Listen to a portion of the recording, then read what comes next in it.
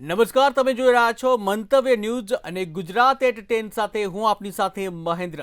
સમાચારની શરૂઆત કરીએ તો મહત્વના સમાચાર સામે આવી રહ્યા છે, જ્યાં ભાજપ દ્વારા વધુ 2 જિલ્લાની ઉમેદવારોની યાદી છે જાહેર કરવામાં આવી છે।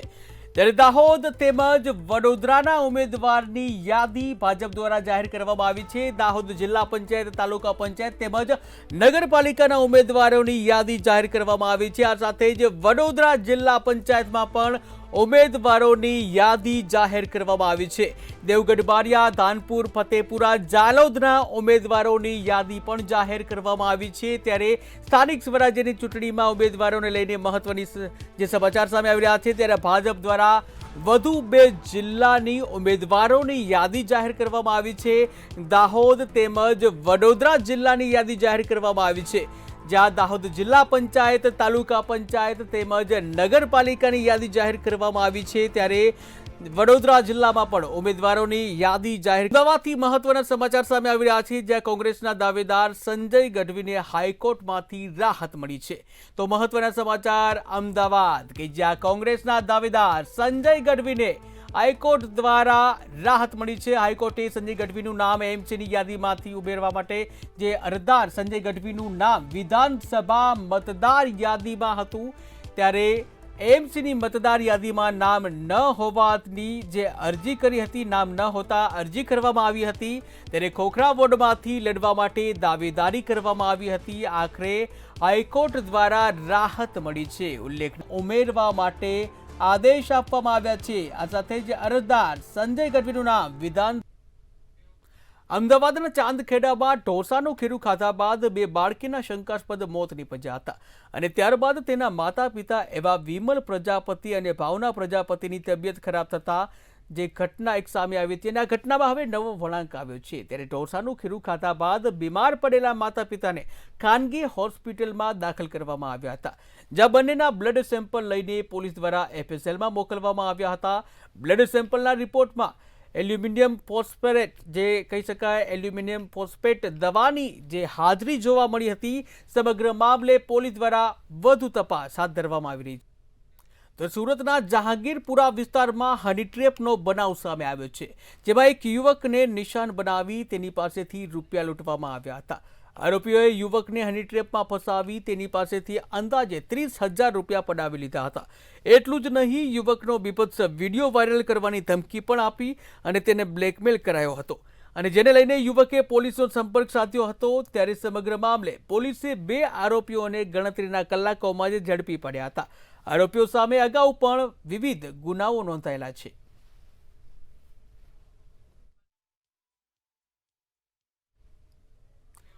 ગાંધીધામમાં એટીએમ મશીન તોડી અને ચોરી કરવાનો એક પ્રયાસ કરનાર આરોપીને પોલીસે ગણતરીના દિવસોમાં ઝડપી પાડ્યો છે।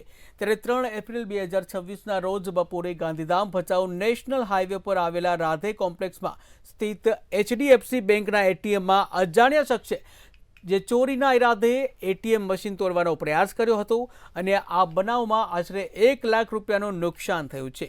ત્યારે ઘટના બાદ આરોપી સ્થળ ઉપરથી ફરાર થઈ ગયો હતો, અને આ મામલે ગાંધીધામ એ ડિવિઝન પોલીસ સ્ટેશનમાં ગુનો દાખલ કરવામાં આવ્યો હતો। ત્યારે પોલીસે આરોપી જે પદસિંહ સોઢાને સામખિયારી વિસ્તારથી ઝડપી પાડ્યો। ત્યારે હાલ તો પોલીસે આરોપી સામે કાયદેસરની કાર્યવાહી હાથ ધરી છે।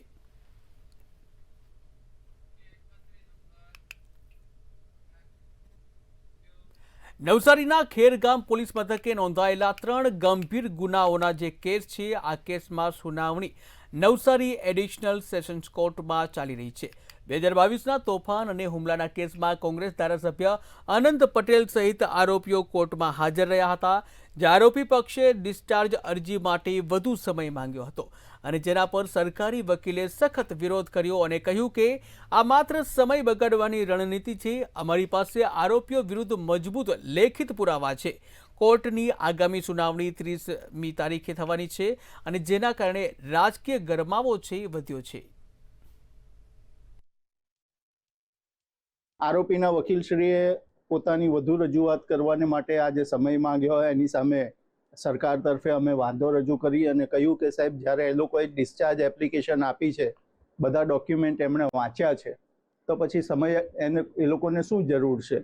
આ ફક્ત ટાઈમ કિલ કરવાને માટે આવી અરજી આપી હોય એવું દેખાય છે. એ પ્રકારની રજૂઆત કરી. તદુપરાંત ફરિયાદ પક્ષ તરફે જે દસ્તાવેજી પુરાવાનું લિસ્ટ છે, તમામ દસ્તાવેજી પુરાવો જેવા કે ફરિયાદ, પંચનામું વગેરે કે જેમાં આરોપી અનંત પટેલ અને બધાની સીધી સંડોવણી દેખાય છે તેવા બધા પુરાવા, લેખિત પુરાવા નામદાર કોર્ટ સમક્ષ આજે રજૂ કરવામાં આવ્યા. હવે આ કેસમાં જે ડિસ્ચાર્જ અરજી આરોપી તરફે આપવામાં આવેલી હતી તેની આખરી સુનાવણી 30મી તારીખે છે. અમદાવાદમાં ઝોન 3 ડીસીપીના સ્કોડે મોબાઈલ ચોરી કરતી હાઈટેક ગેંગને ઝડપી પાડી છે. ગેંગ અલગ અલગ રાજ્યોમાં ભીડભાડવાળી જગ્યાઓએ મોબાઈલ ચોરી કરતી હતી. જે અમદાવાદમાં આઈપીએલની મેચોમાં સ્પેશિયલ ચોરી કરવા 2 ચોર ફ્લાઇટમાં ઝારખંડથી અમદાવાદ આવ્યા હતા. જ્યારે આરોપીઓ પાસેથી 21 ચોરીના મોબાઈલ પણ મળી આવ્યા છે. ત્યારે હાલ સમગ્ર મામલે પોલીસે આરોપીઓની ધરપકડ કરી વધુ તપાસ હાથ ધરી છે. અને હાલ આપણે જે 2 આરોપીઓને પકડ્યા છે એ પૈકી એક રઘુ અને એક વિક્રમ છે. રઘુ છે એ આ અમિત મહતોનો બ્રધર છે. રઘુ બધાને ઓપરેટ કરીને અહીંયા લાવેલો હતો. લાસ્ટ ટાઈમ પણ એ જ લઈને આવેલો હતો. પણ જ્યારે લાસ્ટ ટાઈમ આપણે આ બંને જણને પકડ્યા ત્યારે પેલા લોકોને ખબર પડી ગયેલી અને એ વખતે એ લોકો જગ્યા ઉપરથી ભાગી ગયા. ત્યારથી આપણે આ રઘુને ટ્રેસ કરતા હતા અને અત્યારે આપણને આ રઘુને પકડવામાં સફળતા મળી અને અત્યારે આપણે એમને 21 ફોન સાથે પકડ્યા છે. આ લોકો ઓઢવના એક એરિયામાંથી આપણને મળ્યા અને આ બંને આ વખતે ફ્લાઇટમાં આવેલા છે. ઝારખંડથી પર્ટિક્યુલર ચોરી કરવા માટે ફ્લાઇટ કરીને આવેલા. અમદાવાદ શહેરમાં વધતા ડ્રગ્સ દૂષણ વચ્ચે હવે ગ્રામ્ય વિસ્તારમાં પણ ડ્રગ્સ ઘુસાડવાનો પ્રયાસ કરવામાં આવ્યો છે. ચાંગોદર વિસ્તારમાં મેફિડ્રોન ડ્રગ્સ સાથે એક શખ્સ ઝડપાતા ચકચાર મચી ગઈ છે. આરોપી નરેશભાઈ ઉર્ફે ગોપાલભાઈ કોળી પટેલ કે જેઓને ઝડપી પૈસા કમાવાની લાલચમાં ડ્રગ્સ રેકેટ સાથે જોડાયો હતો. મહત્વની બાબત એ છે કે ડ્રગ્સ લાવતાની સાથે જ પોલીસે તેને ઝડપી લીધો હતો. આ ડ્રગ્સના સ્ત્રોત અને નેટવર્ક અંગે તપાસ ચાલી રહી છે અને ગ્રામ્ય પોલીસ સતર્ક અને કાર્યવાહી કરી રહી છે.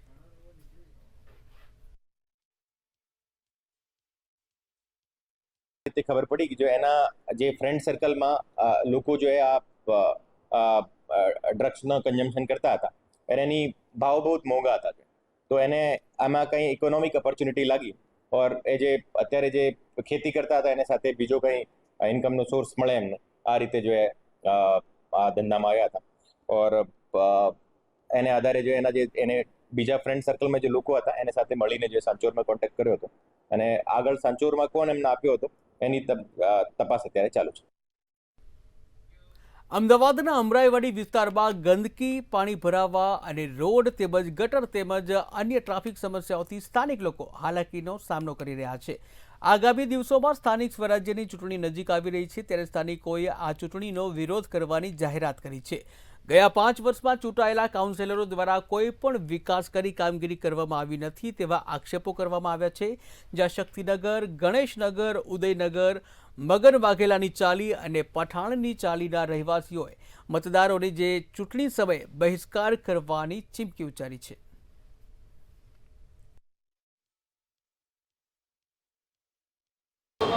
સ્થાનિક સ્વરાજની ચૂંટણી હવે નજીક આવી રહી છે ત્યારે મંતવ્ય ન્યૂઝની ટીમ અલગ અલગ વિસ્તારોમાં જઈને જનતાની સમસ્યાઓ જે છે તે જાણી રહી છે. ત્યારે અત્યારે હાલ આપણે અમરેવાડી વિસ્તારમાં આવ્યા છે અને અમરેવાડી વિસ્તારમાં રોડની સમસ્યા છે, ગટરની સમસ્યા છે, દૂષિત પાણીની સમસ્યા છે તેમજ ઉનાળો હોય તો પણ અહીંયા ભૂવા પડે છે. આ બધી સમસ્યાઓના કારણે થઈને અહીંની જનતા જે છે તે હેરાન અને પરેશાન થઈ રહી છે. ત્યારે અહીંની જે જનતા છે એની જોડે જઈને આજે આપણે વાત કરવાના છે કે કઈ સમસ્યાઓને તેઓ સામનો કરી રહ્યા છે.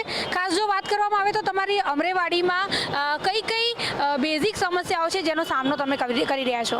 આપણે સ્થાનિક જે પ્રાથમિક જરૂરિયાત છે કે ગટર પાણી, બરાબર છે, પાણી રહ્યું છે એ ગંદુ પીવાનું પાણી રહ્યું ગંદુ આવે છે. ગટર કેવું કે ત્યાં કોલેરા ફાટે છે, કે નાના બાળકો હોય કે જે વૃદ્ધ હોય કે એને કે રોગચાળો ફેલાય છે, કે આવું કે ગંદુ પાણી કહો તમે કહો અધિકારીઓ જોડે જઈએ છીએ કે કોર્પોરેશનમાં અમે અપીલ કરીએ છીએ તો આ અમારી કોઈ વાત કે અમારી દલીલ કોઈ સાંભળવામાં આવતી નથી. કોઈ સમસ્યા કોઈ દૂર ના થઈ છે. આપણે ટ્રાફિક બી જામ છે અમારા ના રસ્તામાં કોઈ ટ્રાફિક છે ના કોઈ ના કોઈ શૌચાલય બની ચૂક્યું છે. અહીંયા આટલા પછી કોઈ શૌચાલય બી નથી ના, એટલે તકલીફ પડે છે. શૌચાલય તરફથી બી તકલીફ છે ને અમારે ટ્રાફિકની શક્તિ એટલું તકલીફ છે. અહીં કોઈ ટ્રાફિક આવે છે તો એટલી તકલીફ થાય, કોઈ એક્સિડન્ટ બી થઈ જાય છે, તો કોઈ સોમનાથ તૈયાર નથી. તો અહીંયા છે ને ભારતીય જનતા પાર્ટીના 3 સ્થાનિક જે છે કોર્પોરેટર ચૂંટાઈને આવેલા છે અને એક કોંગ્રેસમાંથી આવેલા છે.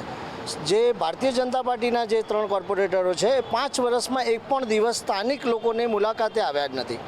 એ એમની ઓફિસમાંથી બહાર નીકળતા નથી. રૂલિંગ પાર્ટીમાં પણ એ લોકો છે, શાસક ગુજરાત સરકારમાં પણ એ છે અને અહીંયા અમદાવાદ મ્યુનિસિપલ કોર્પોરેશનમાં પણ છે, પણ પ્રજાકીય કંઈ ધ્યાન આપવામાં આવતું જ નથી. અમારે વરસાદ પડે ને ત્યારે લગભગ ઘણી સોસાયટીઓ ચાલીમાં પીવાનું ગંદુ પાણી આવે છે. એનું કારણ એ છે કે ડ્રેનેજની લાઈન અને પીવાના પાણીની લાઈન બે જોઈન્ટ નજીક હોય છે, અંતર હોતું નહીં ને પાણી મિક્સ થઈ જાય છે, એટલે ગંદુ પાણી આવે છે. ચોમાસામાં લગભગ અમારે અમુક જગ્યા તો ફિક્સ છે કે જ્યાં ભૂવા પડે છે. કે અહીંયા ગાર્ડનની અમને લોકોને જરૂર છે, નાના બાળકો માટે ગાર્ડનની એની વસ્તુની જરૂર છે. રસ્તાઓની વાત કરવા જઈએ તો અહીંયા તમે જોઈ શકો છો સામે કે બસનો ટર્નિંગ બી નથી આવી શકતો વ્યવસ્થિત રીતે. બીજી વસ્તુઓ કે એક્સિડન્ટ બી વારંવાર થઈ રહ્યા છે ટોટલી. અને પાણીની વાત કરીએ તો પાણી એટલું જ ખરાબ આવે છે કે એમને કે લાવો 3000 રૂપિયા, તમારું નામ ટ્રાન્સફર. તમે કોર્પોરેશનમાં જઈ લો, કેટલી અરજી પેન્ડિંગ પડી છે. કોઈ અધિકારી પૈસા સિવાય ક્યાંય કામ કરવા તૈયાર નથી, કોઈ પણ. બીજું ગટર પ્રાથમિક સુવિધાથી તો અમે એટલા બધા વંચે. વિચાર કરો, આજે આઝાદીના 75 80 વર્ષ થવા હોવા છતાં જો પ્રજા પ્રાથમિક સુવિધા માટે વંચિત હોય અને એના માટે બૂમ પાડતી હોય તો તમે કોને વિકાસ કહો છો? વિકાસ એટલે શું વસ્તુ થાય? વિકાસ એટલે કંઈ પણ નામે સામાન્યમાં સામાન્ય વ્યક્તિને સુવિધા મળી જવી જોઈએ, એને વિકાસ કહેવાય. તો આ હતી અમરેવાડીની જનતા અને તેમણે પણ જણાવ્યું કે અહીંયા રોડની સમસ્યા છે, ગટરની સમસ્યા છે, પીવાનું પાણી છે તે પણ દૂષિત આવે છે અને આ બધી સમસ્યાઓને કારણે થઈને તેઓ ઘણા સમયથી હાલાકી ભોગવી રહ્યા છે. ત્યારે હવે ચૂંટણી નજીક આવી રહી છે ત્યારે તે લોકોએ પણ હવે પોતાનું મન બનાવી લીધું છે કે જે કામ કરશે તેને જ વોટ મળશે. કેમેરા પર્સન કુણાલ સાથે અનિતા પરમાર, મંતવ્ય ન્યૂઝ, અમદાવાદ. અમદાવાદના મક્તમપુરા વિસ્તારમાં લોકોની સમસ્યા હવે ગંભીર સ્વરૂપ ધારણ કરી છે. એક તરફ ડમ્પિંગ સાઇટ બનાવવાની યોજનાઓ સામે સ્થાનિકોમાં ભારે વિરોધ જોવા મળી રહ્યો છે, ત્યારે બીજી તરફ મૂળભૂત સુવિધાઓના અભાવે લોકો પરેશાન છે. પીવાનું પાણી, વરસાદી પાણી ભરાવાની સમસ્યા, પબ્લિક ટોયલેટનો અભાવ અને ટ્રાફિકની મુશ્કેલી, ત્યારે સ્થાનિકો હવે તંત્ર સામે અવાજ ઉઠાવી રહ્યા છે.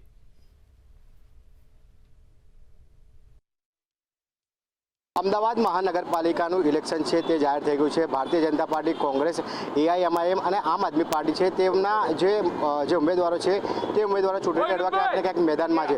પરંતુ સ્થાનિક સમસ્યાઓ છે કે સ્થાનિક વિકાસના કામો છે, કેવા પ્રકારના કામો થયા છે તે જાણવા માટે મંતવ્ય ન્યૂઝની ટીમ છે તે મક્તમપુરા ખાતે આવી છે. મક્તમપુરાના લોકોને જ પૂછીશું. પ્રથમ તો આપનું નામ જણાવ્યું.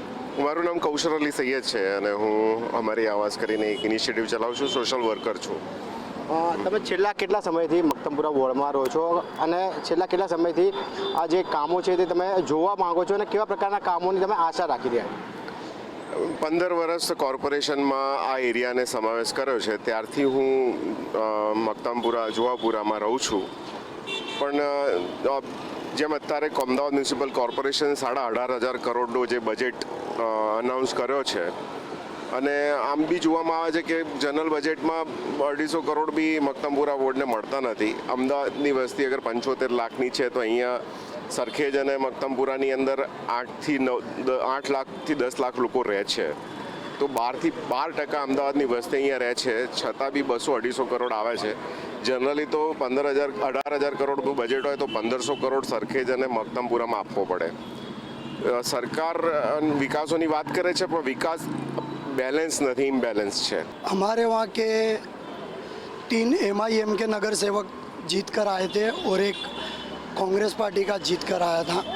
पिछले 5 सालों में हमारे वहाँ विकास के नाम पर जीरो हुआ है. मक्तमपुरा की मैं बात कर रहा हूँ. अगर आपको देखना ही हो तो विकास आप APMC मार्केट से जाइए, उस साइड विकास ही विकास है. इधर टोरेंट पावर से आगे श्रीनगर नगर 1, 2, 3 आप कहीं भी चले जाए वेजलपुर तक, वहाँ पर विकास ही विकास है. सिर्फ मक्तमपुरा ही एक ऐसा है जहाँ पर विकास के नाम पे आपको जीरो ही देखने मिलेगा. ઇલેક્શન આવે એટલે આવે છે અને કે અમે આ કરીશું તે કરીશું, પછી ઇલેક્શન થયા પછી કોઈ જોવા મળતું નથી અને એનાથી વંચિત છે પબ્લિક. બિલકુલથી જો વાત કરવામાં આવે તો આ હતા મક્તમપુરા વોર્ડના જે સ્થાનિક આગેવાનો અને સ્થાનિક લોકો જેવું સ્પષ્ટપણે કહેવું છે કે જ્યારે ઇલેક્શન આવે છે ત્યારે નેતાઓ આવી જાય છે, પરંતુ ઇલેક્શન પત્યા બાદ તેમની જે સ્થાનિક જે પ્રાથમિક જે જરૂરિયાતો છે તે પ્રાથમિક જરૂરિયાતો ક્યાંક ને ક્યાંક ઊભી રહે છે ને તેમના જે વિકાસના કામો છે તે વિકાસના કામો ક્યાંક ને ક્યાંક ખોરંભે ચડી જાય છે. હવે જોવાનું એ રહ્યું કે આગામી દિવસોમાં જ્યારે ઇલેક્શન છે, જે ઉમેદવારો છે તે જાહેર થઈ જશે, ત્યારબાદ લોકો છે તે લોકોની માંગણીઓ છે તે પૂરી કરવામાં આવશે કે નહીં તે જોવાનું રહ્યું. કેમેરામેન ધ્રુવ સાથે રવિ ભાવસાર, મંતવ્ય ન્યૂઝ, અમદાવાદ. વડોદરામાં સ્થાનિક સ્વરાજ્યની ચૂંટણીનું રણસિંગુ ફૂંકાઈ ગયું છે, પરંતુ સ્માર્ટ સિટી વડોદરાના વોર્ડ નંબર 12માં નાગરિકો આજે પણ મૂળભૂત સમસ્યાઓથી પરેશાન છે. સ્થાનિકો દ્વારા છેલ્લા ટર્મના કાઉન્સિલરો ઉપર વિકાસ ન થવાના આક્ષેપો ઉઠાવી રહ્યા છે. રણસિંગુ ફૂંકાઈ ગયું છે ત્યારે તમામ વોર્ડના અત્યારે રિયાલિટી ચેક મંતવ્ય ન્યૂઝ દ્વારા કરવામાં આવી રહ્યા છે. અમે અત્યારે ઉપસ્થિત છે વોર્ડ નંબર 12 છે. વોર્ડ નંબર 12ના કયા પ્રાણ પ્રશ્નો છે, શું જે કાઉન્સિલરો જે ચૂંટાઈને આવેલા ગયા ટર્મમાં તેમને તે કામ ને તેમના કરે છે કે કેમ તે અમે અહીંના પ્રજાને પૂછીશું. શું કહેશો, કયો વોર્ડ છે, કયા કોર્પોરેટરો હતા, કેવા પ્રકારના અહીંના પ્રાણ પ્રશ્નો છે? વોર્ડ નંબર 12 છે. કોર્પોરેટરનું નામ છે સ્મિતભાઈ મનીષભાઈ પગારે, ટ્વિંકલબેન ત્રિવેદી અને રીટા સિંહ. નિષ્ફળ ગયા છે. ચારે ચાર કાર્યકર્તા, ચારે ચાર કોર્પોરેટર નિષ્ફળ ગયા છે. રોડ, રસ્તો, ગટર લાઈન બધું જ નથી. તમે રોડ દેખી લો, પાણી ગંદુ આવે છે, ગટર ઉભરાય છે, બધા પાણી છે. નિષ્ફળ જ ગયા છે ચારે ચાર કોર્પોરેટર. એટલામાં 4 કોર્પોરેટર અહીંયા હતા તે નિષ્ફળ ગયા છે તેવી રીતનું આપનું શું મંતવ્ય છે આમ? બરાબર છે, કારણ કે કોઈ જગ્યાએ રોડના ખાડા પડી ગયા છે, રોડનું કામ નહીં થતું, પાણી ભરાઈ જાય છે, પાણીનો ચોમાસામાં નિકાલ થયો નથી. પાણીનો નિકાલ થયો નથી. બીજી શું સમસ્યા છે અમને અહીંયા? અહીંયા વોર્ડ નંબર 12માં ચારે ચાર કોર્પોરેટર જોવા જ નહીં આવતા. ભાજપના શાસનમાં 5 વર્ષ થયા અહીંયા આગળ, ચારે ચાર કોર્પોરેટર અમે કહેવા જઈએ, રજૂઆત કરવા જઈએ, કોઈ સાંભળવા રાજી નથી. એટલે અમને તો ટિકિટ મળવી જ ના જોઈએ ભાજપની, હું કહું છું. કેમ કે ચારે ચાર કોર્પોરેટર છે ભ્રષ્ટાચાર જ કર્યો છે. કેમ કે આટલા તલાવનો ભ્રષ્ટાચાર છે, રોડ રસ્તાનો ભ્રષ્ટાચાર છે, ગટરનો છે, ડ્રેનેજનો છે, બધાનો ભ્રષ્ટાચાર છે આ વોર્ડની અંદર. ખાસ કરીને વાત કરીએ તો આ વિસ્તારની આપણે વાત કરીએ તો આ વિસ્તારની તાસીર છે કે અહીંયા ભૂવાઓ ખૂબ જ પડી રહ્યા છે. તે અંગેની કઈ જે અગાઉનો જે કાઉન્સિલર હતો તેને કોઈ તસદી લીધી હોય? કશું જ કામ કર્યું નથી. વડોદરાને ખડોદરા નગરી બનાવી દીધી છે. ત્યાં જો 500 મીટરે ખાડા છે. ટ્રાફિકની સમસ્યા બી વધારે છે, કોઈ નિરાકરણ છે નથી એનું. પાણીનો પ્રોબ્લેમ છે. મારા ઘરે આજની તારીખમાં પાણી ગટર જેવું આવે છે. રજૂઆત કરી 3 મહિના થઈ ગયા છે, પાણી હજુ એવું રહ્યું છે. આરસીસી રોડ બનાવે ખોદીને પાછું એ અમારા પૈસે ખર્ચી કરીને અમે બનાવ્યું, પણ એ પાણીનો પ્રોબ્લેમ જ છે. એ લોકો કહે છે તમારી લાઈન લીકેજ છે, પણ મેઇન લાઈનમાંથી પાણી ખરાબ આવે છે. કાઉન્સિલરો તો મેં હજુ સુધી જોયા નથી. ચોક્કસ છે. એટલે વોર્ડ નંબર 12માં અનેકો એવા પ્રશ્ન છે. ખાસ કરીને વાત કરીએ તો રોડ રસ્તાને લઈને પ્રશ્ન છે. સાથે જે ભૂવા છે તે આ રોડ ઉપર કાયમી પડતા હોય છે તેના એક પ્રશ્ન છે. અનેકો વખત રજૂઆત કરવા તેમ છતાં પણ જે કાઉન્સિલરો હતા તે કોઈ દિવસ આવ્યા નથી અને ઘણા લોકોએ તો કાઉન્સિલરોને જોયા પણ નથી તેવી રીતે વાતો તેમના દ્વારા કરવામાં આવી રહી છે. કેમેરામેન કેતન શિંદે સાથે સત્યમ નેવાસ્કર, મંતવ્ય ન્યૂઝ, વડોદરા. સુરત મહાનગરપાલિકાની ચૂંટણીને લઈને આમ આદમી પાર્ટીએ ઉમેદવારોની બીજી યાદી જાહેર કરી છે. આ યાદીમાં વિવાદિત કોર્પોરેટર જીતેન્દ્ર કાછડિયાને ફરીથી વોર્ડ નંબર 16 પરથી ટિકિટ આપવામાં આવતા રાજકીય ચર્ચા તેજ બની છે. ત્યારે એસીબી ટ્રેપ અને લાંચ કેસમાં જેલવાસ ભોગવ્યા છતાં પણ પાર્ટીએ ફરી વિશ્વાસ મૂક્યો છે. ત્યારે ભ્રષ્ટાચારના આક્ષેપો વચ્ચે આ નિર્ણયથી પાર્ટી અંદર અને બહાર ચર્ચા ઉઠી રહી છે, જ્યાં ચૂંટણી પહેલા આ મુદ્દો રાજકીય ગરમાવો વધારી રહી છે.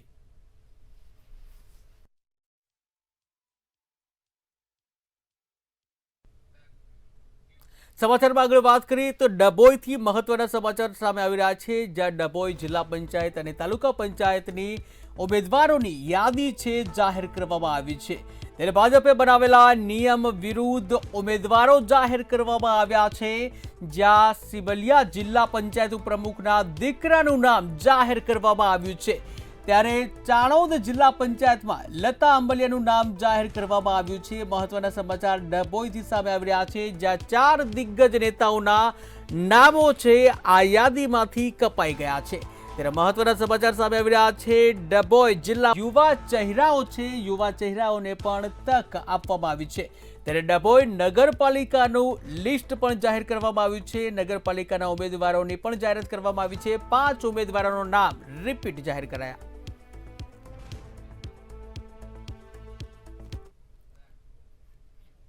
રાજ્યમાં સ્થાનિક સ્વરાજ્યની ચૂંટણીને લઈને ભાજપ દ્વારા ઉમેદવારોની યાદી જાહેર કરવામાં આવી છે. ત્યારે સૌપ્રથમ સુરેન્દ્રનગર મહાનગરપાલિકાના તમામ બેઠકોના ઉમેદવારોની યાદી જાહેર કરવામાં આવી છે.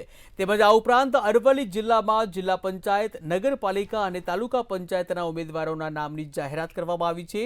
આ સાથે જ નવરચિત વાવ-થરાદ જિલ્લા પંચાયત, ભાભર અને થરાદ નગરપાલિકાના ઉમેદવારોની પણ જાહેરાત કરવામાં આવી છે.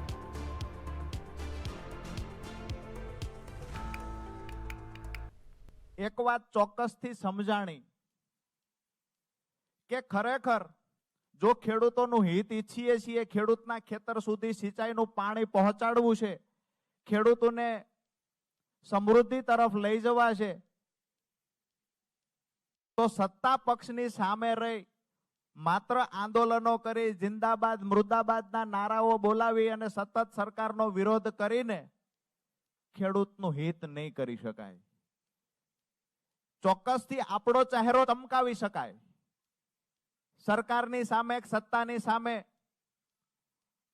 રોજે રોજ આંદોલનો કરી આપણો ચહેરો ચમકાવી શકાય, પણ જે લોકોની પીડા છે એ પીડાને કાયમી ધોરણે નિરાકરણ લાવવું હોય તો નિર્ણય સત્તામાં રહેલી પાર્ટીએ કરવાનો હોય છે. અને સત્તામાં રહેલી પાર્ટીને જ્યારે સામે બાયો ચડાવી, શિંગડા માંડી અને રજૂઆત કરવી અને ખેડૂતોનું હિત કરવા પ્રયત્ન કરતા હોય એવું દેખાડવું, એના કરતા મને એવું લાગ્યું ખેડૂતોનું જો હિત જ કરવું છે, દરેક ખેતર સુધી સિંચાઈનું પાણી પહોંચાડવું છે, તો ભારતીય જનતા પાર્ટીની સરકાર છે ને એની સાથે જોડાઈને મારા ખેડૂતોને સમૃદ્ધિ તરફ લઈ જઈએ. તો ગુજરાત એટ 10માં હાલ બસ આટલું જ. વધુ સમાચાર માટે જોતા રહો મંતવ્ય ન્યૂઝ. નમસ્કાર.